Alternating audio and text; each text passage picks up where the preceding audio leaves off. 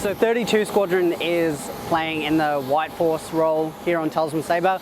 It means that we're not the good guys, we're not the bad guys, we're here as up to impact the space where required.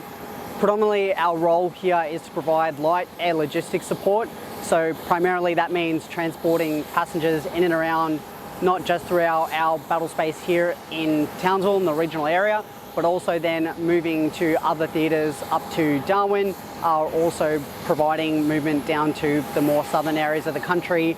Quick reaction, we can transport up to 8 packs and a couple of £100 worth of equipment into shorter airfields. So we're providing 2 lines of tasking ranging from 16 hours up to even potentially 24 hours on 90 minutes notice to move, so that we can impact the quick and dynamic changing battle space and the need to get key players in and out of an area. Or like we did yesterday, doing a short notice aeromedical evacuation out of a remote area so that we can provide first-rate healthcare to our members whilst they're in the field. We've been transporting a lot of VIPs throughout the time, throughout the defence and also a few of the co-allied forces. We've been taking them to other places where TS is also operating out of in terms of like RAAF Base Townsville or even Proserpine. So yeah, got to see a little bit of Australia up north, which is lovely. So one of the major milestones or outcomes that we need to achieve on Talisman Sabre is interoperability with our joint allied forces. The way that we do that as a part of the White Force is that we interconnect with agencies depending on what country is providing an asset. So if we were going into, say for example, Shergar or a airbase that had been stood up as a part of the exercise, it doesn't matter who's conducting the air traffic control, our aircraft can still work with those agencies. It also means that because the exercise is an allied effect being run with different countries in charge of certain areas, we can be tasked to provide support to Australia, United States, whoever needs us to support them. We get the tasking, we fly in, we collect or deliver as required, and we get the job done.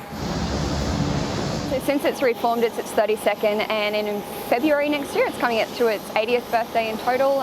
It's just nice to be part of a well-established squadron that is obviously still a valued asset of the Air Force. So yeah, I really like it. I'm glad I can provide support to it and be a part of it.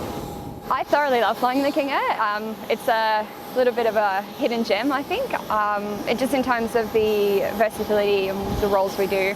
No day's the same in flying, but yeah, no role's the same what we do on here in terms of flying VIPs. I've seen some really awesome places, met some really awesome people, and then yeah, back at 32 we also work with students, which I really love as well. So yeah, I love its versatility. So me in particular, I'm really lucky because I'm actually an Air Force convert across from Army, and it was really exciting to come into Air Force for its 100th anniversary.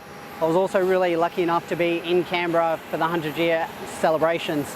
As a 4th generation serviceman, my grandfather was in the Air Force, my dad was in the Army, so he gives me a bit of stick for coming across. But it's really amazing to be part of the world's 2nd oldest Air Force. In this particular time, where technology is at the forefront, we're generating a 5th generation capability, which means new technology, new enhancements. It's really exciting to be as part of such a dynamic force at the moment that's really just breaking new horizons for Australia.